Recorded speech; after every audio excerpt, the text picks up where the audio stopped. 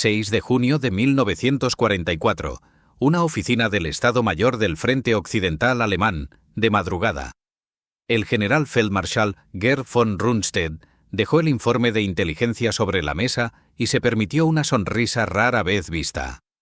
El documento detallaba la producción estadounidense de lo que el informe, con desprecio, llamaba barcas Higgins, lanchas de desembarco de poco calado, que supuestamente se fabricaban por miles en los pantanos de Luisiana y en astilleros lacustres de los Grandes Lagos.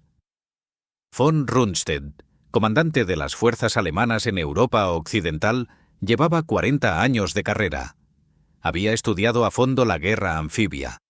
Sabía lo que el informe no decía, que un asalto anfibio exitoso requería buques especializados construidos en astilleros navales de verdad, diseñados por arquitectos navales con experiencia y fabricados con una precisión que llevaba años perfeccionar. Según el informe, los americanos estaban construyendo los suyos en fábricas de muebles. Juguetes de contrachapado, habría dicho aquella mañana a su Estado Mayor. El alto mando alemán había analizado el enfoque estadounidense y lo encontraba risible. Esas supuestas lanchas LCP, LCM, LCT se montaban, según eso, con trabajadores que nunca habían construido barcos, siguiendo diseños simplificados que violaban cada principio de la arquitectura naval. Las estimaciones de inteligencia hablaban de decenas de miles de unidades.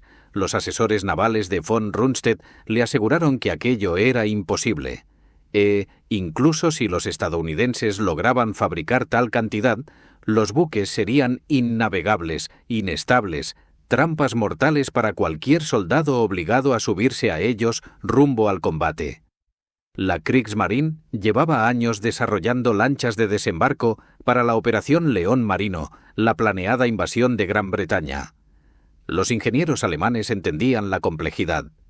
El equilibrio exacto entre calado y estabilidad, las puertas de proa reforzadas para varar en playa, los sistemas hidráulicos finos para que la rampa funcionara sin fallos.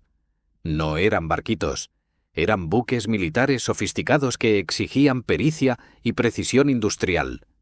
Lo que von Rundstedt ignoraba, lo que la inteligencia alemana no había captado, era que Andrew Jackson Higgins ya había resuelto el problema que los alemanes consideraban irresoluble. No había creado solo una barca, había creado una revolución en la fabricación. Y, para cuando von Rundstedt leyó aquel informe que despreciaba las lanchas estadounidenses como juguetes de contrachapado, más de 20.000 diseños de Higgins ya estaban en servicio, con miles más saliendo de las líneas de producción cada mes. Antes de que acabara ese día, esos juguetes llevarían 156.000 soldados aliados a las playas de Normandía. En cuestión de meses, desembarcarían ejércitos en costas hostiles desde Filipinas hasta el sur de Francia. En 2 años, transportarían marines y soldados por el Pacífico hasta Okinawa. La aritmética era incontestable. Los aliados realizarían más de 50 operaciones anfibias importantes durante la Segunda Guerra Mundial. Todas dependían de una barca cuya existencia en número suficiente los estrategas alemanes no creían posible. Una barca cuyo inventor los expertos navales alemanes habían despachado como un aficionado, un constructor de botes pantaneros incapaz de entender requisitos militares reales. Se equivocaron de forma catastrófica. Andrew Jackson Higgins no era alguien a quien el alto mando alemán considerara una amenaza militar. Nacido en Nebraska en 1886, había hecho fortuna construyendo botes de poco calado para tramperos, petroleros y contrabandistas en los bayous de Luisiana. Su astillero en Nueva Orleans no era un centro naval prestigioso. Era un conjunto de naves industriales donde se fabricaban barcos de trabajo con un propósito: moverse donde los buques convencionales no podían. El estamento militar alemán, empapado de tradición prusiana y prestigio naval, habría encontrado al propio Higgins ofensivo. Era malsonante, bronco, alérgico a la autoridad. No tenía título de ingeniería. Su filosofía de diseño no venía de manuales de arquitectura naval, sino de ver barcos trabajar o fallar en pantanos y aguas someras de la costa del Golfo. Cuando la Marina americana rechazó sus diseños a finales de los 30, Higgins les dijo que estaban dirigidos por un atajo de idiotas que no reconocerían un buen barco ni aunque les mordiera el trasero. Pero Higgins entendía algo que los expertos pasaron por alto. El diseño más sofisticado es el que funciona en las peores condiciones con la menor formación. Su Eureka Boat, creado para tramperos y petroleros, podía navegar en 45 centímetros de agua, cruzar pantanos, acercarse a cualquier costa en cualquier ángulo y salir marcha atrás sin quedarse encallado. Era simple, fiable y construido con materiales disponibles para obreros con habilidades básicas. Cuando el Cuerpo de Marines empezó a buscar lanchas de desembarco en 1938, Higgins modificó su Eureka. Añadió una proa reforzada y una rampa. Los marines la compararon con diseños navales convencionales. La barca de Higgins podía llegar a la playa a toda velocidad, bajar la rampa en segundos, desembarcar 36 marines cargados para combate y retroceder a aguas profundas en menos de 4 minutos. La lancha oficial de la Armada, diseñada por el Bureau of Ships, necesitaba 16 minutos para lo mismo, y a menudo se quedaba atascada en la playa requiriendo que otros buques la remolcaran. La Kriegsmarine, que seguía los desarrollos navales estadounidenses mediante sus redes de inteligencia, tomó nota de esas pruebas, pero sacó la conclusión equivocada. Su análisis se centró en las limitaciones. No estaba blindada, ofrecía poca protección a las tropas y parecía frágil comparada con buques navales de verdad.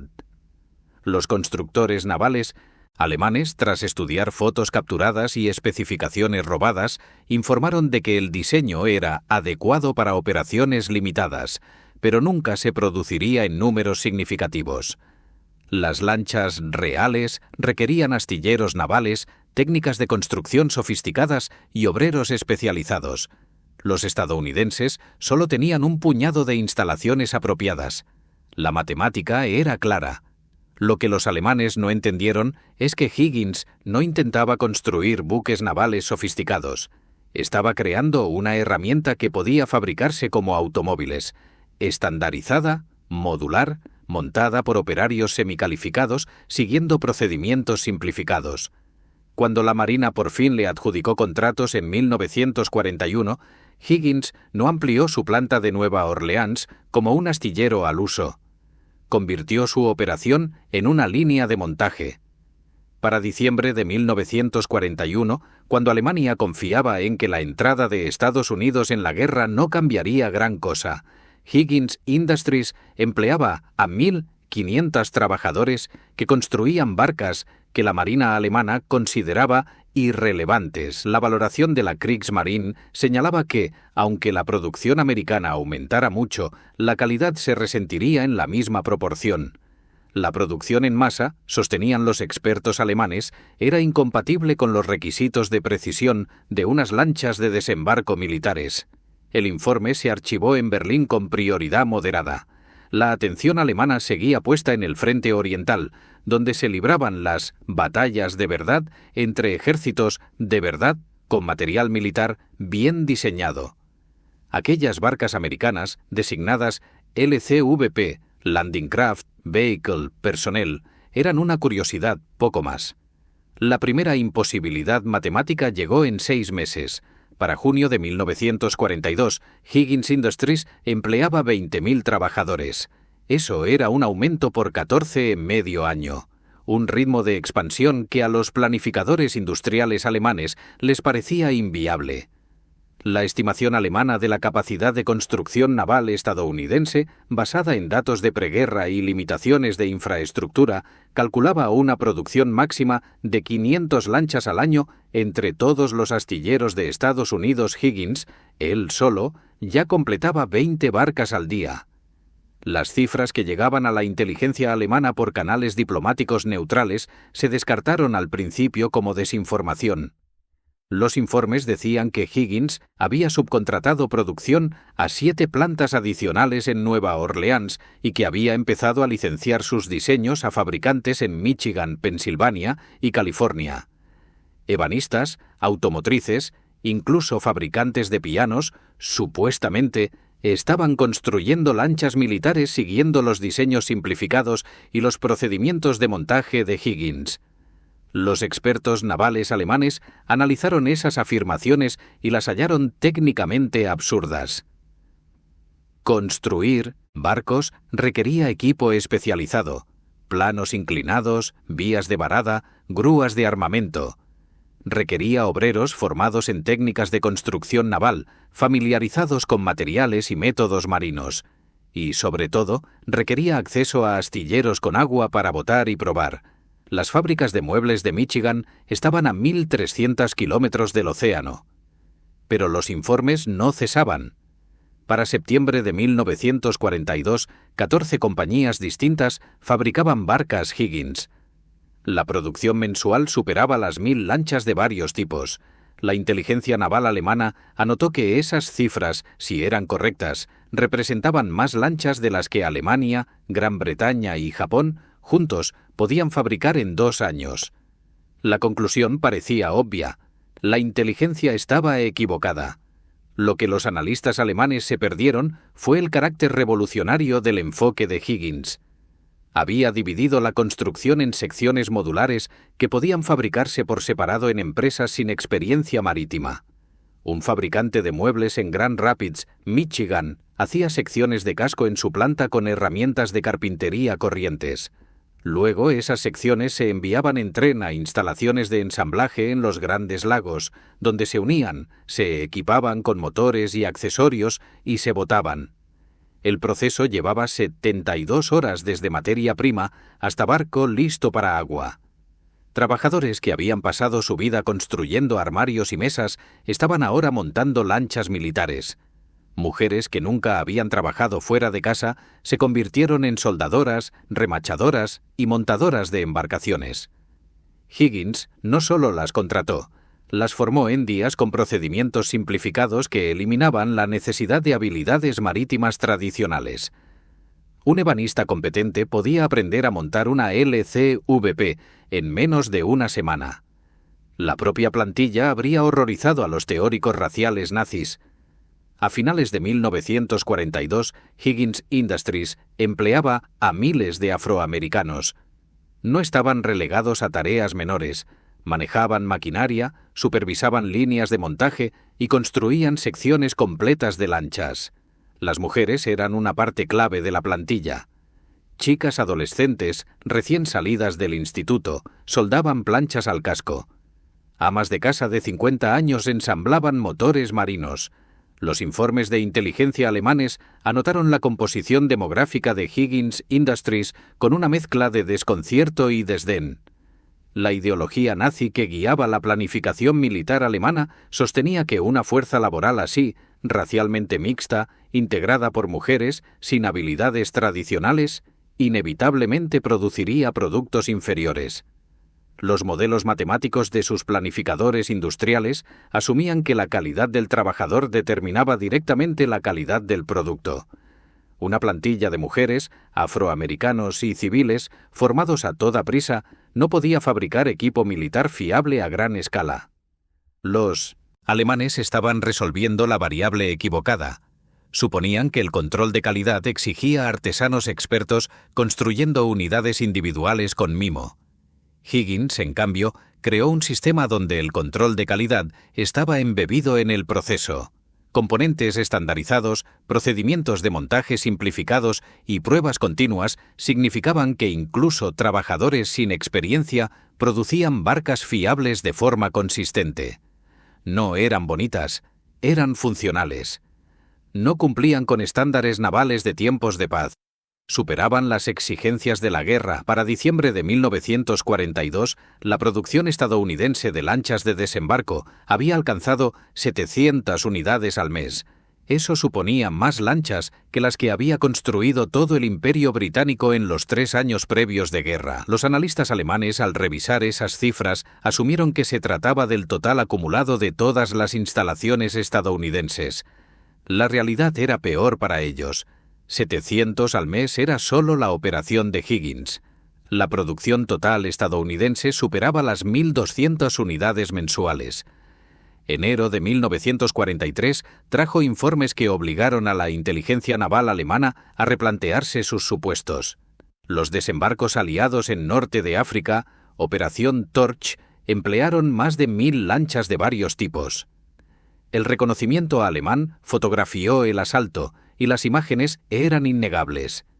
Las playas estaban cubiertas de lanchas americanas, desembarcando tropas, vehículos y suministros en cantidades que, según su lógica, habrían requerido toda la marina mercante británica y estadounidense. El corvette en capitán, Heinrich Müller, oficial de inteligencia naval para el Mediterráneo, presentó un informe minucioso analizando los desembarcos norteafricanos. Sus cálculos mostraban que los aliados habían concentrado suficientes lanchas como para una operación de esa escala, solo si vaciaban de medios anfibios todos los teatros del mundo. Los británicos no podrían montar otro gran desembarco en al menos 18 meses. Los estadounidenses, novatos en guerra anfibia, necesitarían 2 años para reponer su inventario para otra operación de tamaño similar. El informe de Müller estaba bien hecho, era matemáticamente sólido y completamente equivocado. Lo que él no sabía era que las lanchas usadas en el norte de África representaban menos del 15% de la producción estadounidense disponible. Mientras la inteligencia alemana calculaba tiempos de recuperación, las fábricas americanas terminaban 40 lanchas cada día. Los diseños también habían evolucionado. La LCVP original llevaba 36 soldados. Higgins escaló el concepto. La LCM-3 podía desembarcar un carro de 30 toneladas. La LCM-6 manejaba 34 toneladas largas. La LCT, Landing Craft Tank, podía transportar 5 Sherman o 150 toneladas de carga. No eran mejoras menores. Higgins había creado toda una familia de embarcaciones de desembarco, cada una optimizada para una tarea, y todas compartiendo la misma filosofía de fabricación, simple, estandarizada, apta para producción en masa. Documentos capturados en el norte de África revelaron la logística asombrosa detrás de las operaciones aliadas. Un Liberty Ship podía llevar 15 LCVP y 3 LCM como carga encubierta, además de su carga normal. Estas lanchas eran prescindibles. Si se dañaban o se perdían, se reponían en semanas. El enfoque americano trataba las lanchas no como preciados buques navales, sino como equipo táctico que se usa, se consume y se reaprovisiona como la munición. La Marina alemana tenía 14 lanchas de desembarco específicas en 1943. La US Navy tenía miles. A mediados de 1943, Higgins Industries por sí sola empleaba 30.000 trabajadores en múltiples plantas. La producción mensual superaba las 700 lanchas de desembarco, más miles de lanchas torpederas, PT, y otras embarcaciones menores. La operación funcionaba 24 horas al día, 7 días a la semana. Los turnos de noche montaban barcas bajo focos, mientras el material del turno siguiente ya se cargaba en trenes para llegar por la mañana. Todo el proceso estaba sincronizado con precisión, estilo automotriz. Pero Higgins no era el único fabricante. Para 1943, Estados Unidos había contratado la producción de lanchas a docenas de compañías por todo el país. Un fabricante de herramientas en Pensilvania construía LCVP. Una empresa de material ferroviario en Filadelfia fabricaba LCM. Astilleros que antes hacían yates de recreo producían ahora LCT por docenas. La distribución geográfica significaba que ningún bombardeo ni ataque estratégico podía interrumpir de forma significativa la producción. La planificación estratégica alemana para la defensa de Europa Occidental asumía que los aliados necesitarían concentrar lanchas de múltiples teatros para cualquier intento de invasión. Los documentos de planificación estimaban que reunir suficientes medios para un gran desembarco exigiría al menos 8 meses de preparación, tiempo que daría a la inteligencia alemana un aviso claro de las intenciones aliadas. Estos cálculos partían de una suposición razonable: que las lanchas, como todos los buques militares, eran escasas, valiosas y se asignaban con mimo. Los estadounidenses las trataban como camiones. La doctrina militar alemana en 1943 sostenía que el asalto anfibio era la forma más compleja y arriesgada de operación militar. La Kriegsmarine había estudiado cada gran operación anfibia moderna: Gallipoli, los Dardanelos, Noruega, Creta. El patrón era consistente. Los asaltos anfibios requerían superioridad naval abrumadora, equipo especializado, meses de preparación y, aún así, a menudo fracasaban. El defensor, desde posiciones preparadas y con líneas interiores, tenía todas las ventajas. Esa doctrina era sólida y también irrelevante porque asumía escasez. La guerra anfibia tradicional exigía asignar con cuidado las lanchas limitadas para priorizar el equipo y las unidades imprescindibles. La planificación se centraba en maximizar la potencia de combate de la primera oleada, porque la segunda y tercera llegarían horas, incluso días después. Eso creaba cuellos de botella naturales. Se priorizaba equipo pesado sobre unidades de apoyo, munición y suministros sobre fuerzas de seguimiento. Cada desembarco era una ecuación fina de riesgo frente a capacidad. Lo que los alemanes no anticiparon fue lo que ocurre cuando las lanchas son abundantes. Todo el marco táctico cambió. En lugar de asignar con pinzas una capacidad de transporte escasa, los planificadores estadounidenses podían desembarcar divisiones enteras en una sola oleada. En lugar de priorizar tanques sobre camiones, podían desembarcar ambos a la vez. En vez de racionar espacio, podían cargar con redundancia incorporada. Si una LCT era hundida acercándose a la playa, otras dos con el mismo equipo llegarían igualmente. El giro doctrinal era brutal en términos matemáticos. En la guerra anfibia clásica, destruir el 10% de la fuerza inicial podía desbaratar la operación, eliminando capacidades críticas y reemplazables durante horas. Cuando cada capacidad estaba presente en múltiples copias redundantes, destruir el 10% solo la reducía en un 10%. El defensor no podía apuntar a vulnerabilidades críticas porque no existían. Todo era reemplazable, al instante, gracias a la corriente inagotable de lanchas que venían detrás. La planificación defensiva alemana para el muro atlántico asumía que cualquier invasión aliada seguiría patrones previsibles: desembarcos iniciales al amanecer, oleadas posteriores a lo largo de horas, equipo crítico entregado en secuencias cuidadas. Los defensores podían romper esos patrones apuntando a tipos concretos de lancha. Destruye las LCT con tanques y la fuerza pierde apoyo acorazado. Destruye los buques de mando y la coordinación colapsa. Concentra el fuego en puntos vulnerables de la secuencia de desembarco y el asalto entero se deshilacha. En los juegos de guerra funcionaba de maravilla. Ante la realidad, se vino abajo. Cuando los aliados desembarcaron en Sicilia en julio de 1943, los defensores alemanes miraron con incredulidad cómo las lanchas llegaban en número aparentemente infinito. Destruye una LCT y aparecen dos más detrás. Hunde un buque de mando y otro ocupa su lugar en minutos. La fuerza de invasión no operaba con un horario fino y secuencias planificadas. Se volcaba sobre las playas como una riada imposible de detener, solo de desviar momentáneamente. El general mayor Paul Conrad, al mando de la división Panzer Hermann Göring en Sicilia, testificó después que sus fuerzas destruyeron o inutilizaron más de 100 lanchas aliadas en las primeras 6 horas. En doctrina anfibia tradicional, pérdidas así deberían haber paralizado el asalto. En cambio, los desembarcos siguieron sin interrupción visible. 36 horas después, sus tropas seguían combatiendo contra unidades frescas que seguían llegando. La matemática se había vuelto imposible.